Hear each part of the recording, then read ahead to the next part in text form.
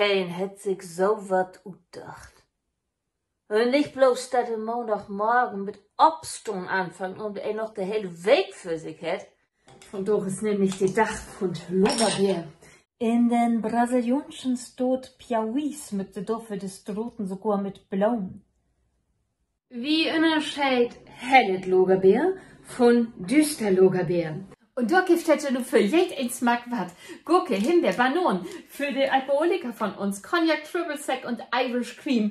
Japanische Wissenschaft, da wird Ruth von haben, das Easton Frühstück gut für den Bredenkassen ist. Und dann schmiert wir uns das ins Gesicht und muckt uns eine feine Feuchtigkeitsmaske. Also, Ruth und Internet und rinnend Bett.